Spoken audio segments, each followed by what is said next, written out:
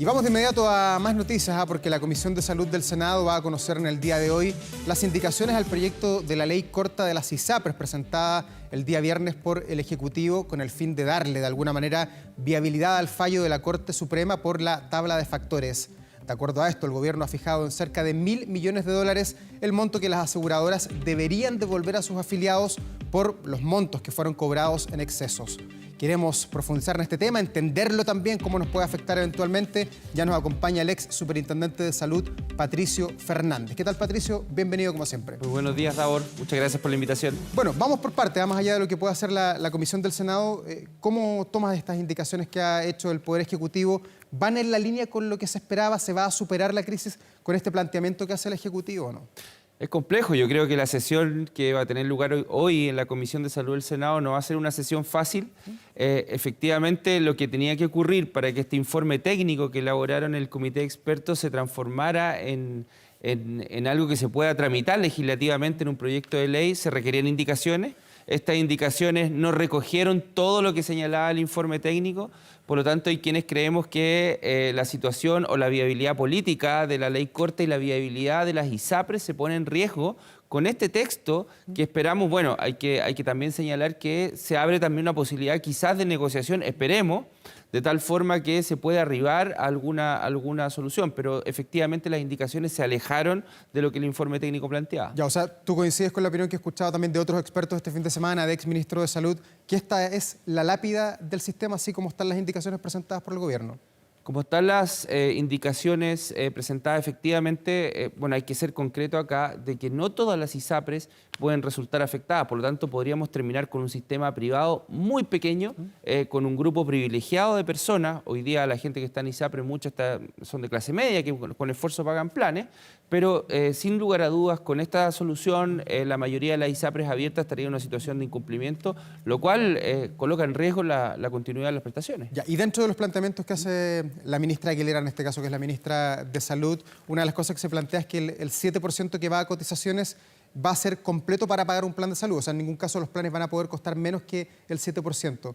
¿Esa es una medida correcta? Esa es una de las propuestas que hizo el informe técnico, que necesariamente se vinculaba con otras medidas. Solo se mantuvo esa, digamos, y el plazo de 10 años, lo cual hace que el monto que había calculado inicialmente la superintendencia de $1.400 millones se ajuste a más o menos 1.000. Sin embargo, si uno analiza esta medida, que quizás es necesaria, por otra parte, ha generado un desincentivo. Hay gente joven que prefiere adquirir o contratar algún plan inferior al 7% con la posibilidad de tener excedente. Eso ya no va a ocurrir, por lo tanto puede mermar los ingresos futuros también de las ISAPRES, en el sentido que los jóvenes ya no quieran seguir incorporándose, y por otro lado puede quizás generar un consumo acelerado de los excedentes que están hoy día, en el entendido de que esa institución derechamente podría terminar. Ya, o sea, no ves con buenos ojos esta medida. Por sí sola no. Una persona que tiene, no sé, 21 años, que está cotizando, no necesita pagar el 7% porque es una persona sana. Así es. En general, las personas jóvenes no ven el tema de la salud como una necesidad inmediata de pago. Efectivamente, hay menor consumo del uso de prestaciones, por lo tanto, si tampoco van a tener la posibilidad de generar excedentes, la verdad que FONASA va a aparecer como una oportunidad concreta y clara para poder iniciar su protección en salud.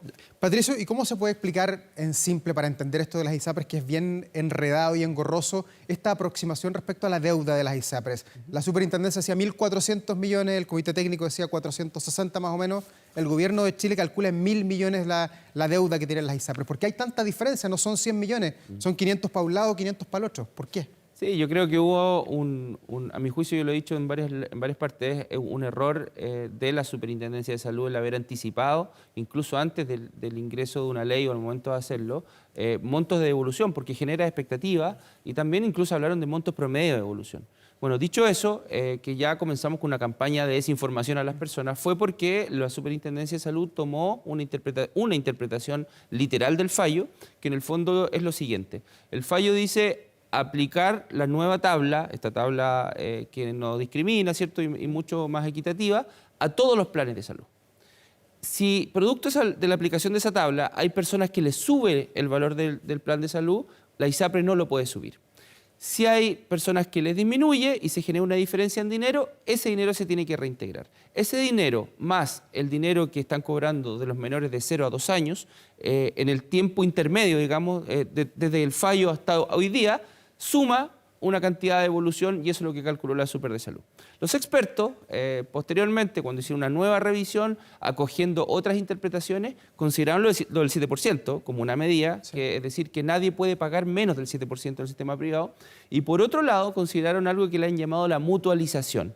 Es decir, que el riesgo se comparte entre todos y de cierta forma aquellas personas que resultan beneficiadas necesariamente tiene que considerarse con aquellas que se les tendría que haber subido el plan producto de la nueva tabla, pero que no se les va a cobrar, pero que sí se consideraban el universo. Es decir, recupera la lógica de los seguros, que en el fondo es el riesgo se comparte entre todos quienes están asegurados a una misma institución. Esa interpretación ha sido rechazada por el gobierno y también en base o sustentándola con un argumento jurídico, como señaló el ministro de Justicia. Hay quienes creemos que se podía hacer una interpretación más sistemática del fallo, considerando todos los elementos que involucra y no necesariamente una interpretación literal como la que se hizo por parte del gobierno. Ya te voy a preguntar en profundidad por la mutualización para entender esto que quedó fuera del proyecto que presentó el gobierno, pero respecto a las cifras que hoy tenemos sobre la mesa, los 1.000 millones, ¿esa plata le va a llegar al afiliado, a la gente que hoy día está cotizando en las ISAPRES o que cotizó en el pasado, o es utópico pensar eso?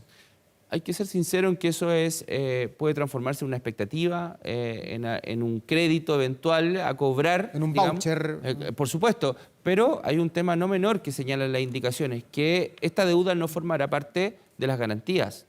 Por lo tanto, quienes sean beneficiados ante una eventual insolvencia de la ISAPRE, no van a poder cobrar en la garantía que tiene la superintendencia, sino que van a tener que ir a la justicia civil en sexto orden de prelación, dice. Por lo tanto, es razonable pensar de que frente a una situación de insolvencia en las ISAPRE va a ser prácticamente imposible que las personas cobren algún tipo de evolución. Ya, pero para que no nos hagamos falsa expectativa, no es que a una persona le va a llegar un cheque por $1.000.000 para gastarlo en lo que quiera. Eso no va a ocurrir nunca. Bajo ninguna expectativa, ni con discusiones, ni con nuevos proyectos, no. No, eso no va a ocurrir. Eso no va a ocurrir.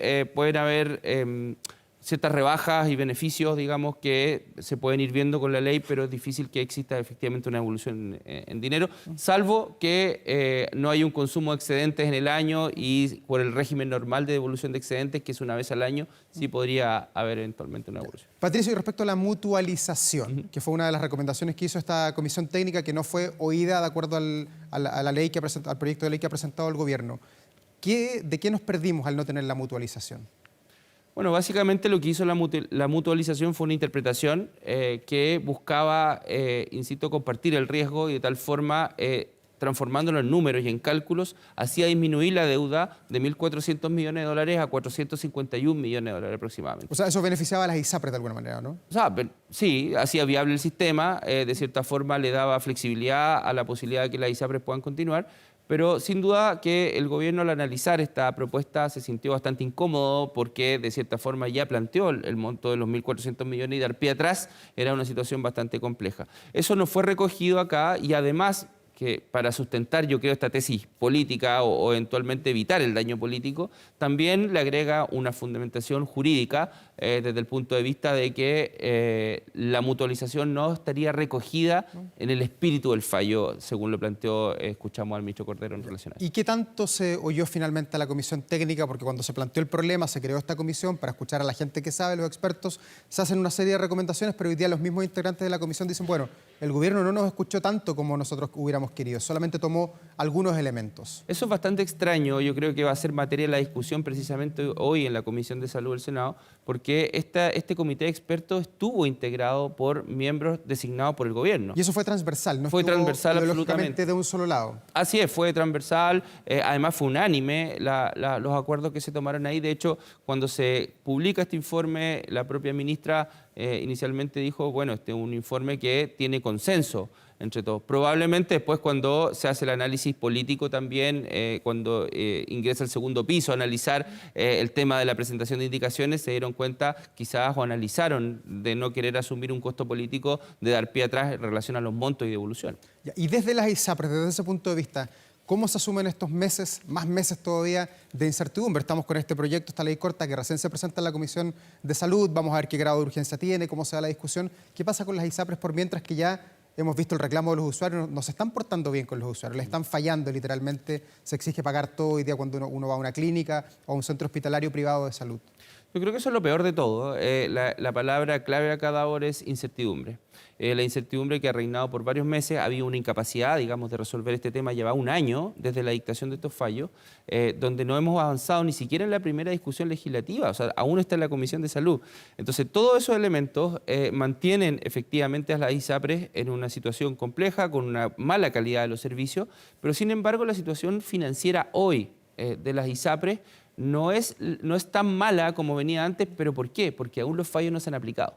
Por lo tanto, acá es clave lo que se defina en materia de tramitación de esta ley corta, si va a seguir adelante o no, y si no sigue adelante la ley corta, derechamente hay que aplicar los fallos. Si se aplican los fallos, hay que tener un plan B para eso. El plan B del gobierno me parece que tiene que explicarlo mucho. ¿Por qué? Porque las propuestas involucran un gasto fiscal bastante elevado. Hoy día la modalidad libre elección del FONASA está con un déficit. Tenemos listas de espera, hay garantía retrasada GES, entonces pretender hacerse cargo de toda la población cayendo el sistema de ISAPRE casi en su totalidad, me parece hoy día algo bastante complejo de poder realizar y cumplir.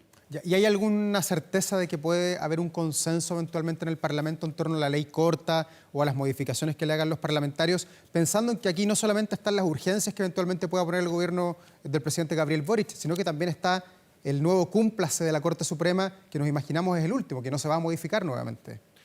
Yo creo lo mismo, creo que no van a haber nuevas prórrogas, siento que es necesario ponerse de acuerdo, creo que nuestro país está siendo afectado en distintas reformas por lo mismo. Yo estoy formando parte de un equipo que está trabajando en reforma, designado también por la Comisión de Salud del Senado, donde hemos tratado de avanzar, pero se ve difícil. Yo creo que esto de presentar indicaciones sin conversar antes con quienes tienen que aprobarlo va a complejizar mucho el avance de la ley corta. Esperemos que algo salga a la luz, que haya voluntad, sobre todo del Ejecutivo, de poder revisar lo que presentó y conversar, porque finalmente, insisto, las personas van a ser las afectadas. Y esto, de alguna manera, esta discusión que comienza en el Parlamento hoy día, ¿se puede engarzar de alguna manera con la discusión constitucional que comienza mañana cuando el presidente Boric reciba la propuesta constitucional del país? Yo creo que todo está vinculado necesariamente. Los cálculos políticos se están haciendo en distintos ámbitos. Hay reformas no solamente a la salud que están siendo hoy día claves en el Congreso, pero si es que no se adopta una solución concreta al tema de ISAPRE, las consecuencias son más graves porque son en la salud de las personas y ahí es donde hay que poner el énfasis. ¿Cuáles son los plazos que vienen ahora que habría que colocarle atención? Hay que ver la comisión de hoy, porque en verdad si es que comienza la votación, lo que espera quizás el gobierno además es tener una ley aprobada en marzo, abril del próximo año. Me parece muy difícil que eso ocurra, muy difícil que eso ocurra. Y ahí también hay que poner ojo con las indicaciones, porque las indicaciones involucran procesos que están reglados y que están desde enero hasta marzo, luego junio del próximo año. Si la tramitación legislativa se retrasa, esas indicaciones de cierta forma quedan obsoletas y hay que ajustar nuevamente todos los procesos. Ya. Y por mientras todo este proceso de incertidumbre, como tú lo decías, que hemos visto tiene como protagonista las ISAPRES, ¿cómo ha golpeado a FONASA? Porque hemos visto que mes a mes hay una fuga de personas que están dejando el sistema de salud privado y están emigrando al sistema público. ¿Con qué se encuentran allí? ¿Cuánto aguanta en el fondo el Estado como proveedor de salud? Bueno, lo que ha hecho hoy día el gobierno es promocionar FONASA en el sentido de decir, acá se está imponiendo un seguro público, un seguro único. El tema es que los números no están acompañando mucho. Yo creo que lamentablemente hay que ver cómo ayudar a la gestión del Ministerio de Salud. El Ministerio de Salud hoy día, hay que ser concretos, no ha tenido un buenos resultados, digamos, desde el punto de vista de las listas de espera, del punto de vista de sus propios programas como la universalización del APS, ha estado bastante retrasado, se ha manifestado mucho esto también en el rechazo al presupuesto de salud que está en la comisión mixta, es decir, hay una serie de elementos hoy día que dan cuenta de que el sistema público de salud tiene sus propios temas que solucionar y no necesariamente hacerse cargo del resto. Creo que si continúa así la migración de ISAPRES a FONASA, vamos a seguir viendo problemas como de cobertura, problemas de lista de espera y algo hay que claramente hacer, que necesariamente en el sistema público pasa por mejorar la gestión por una parte y segundo por solucionar el problema estructural financiero que tiene el sistema de salud.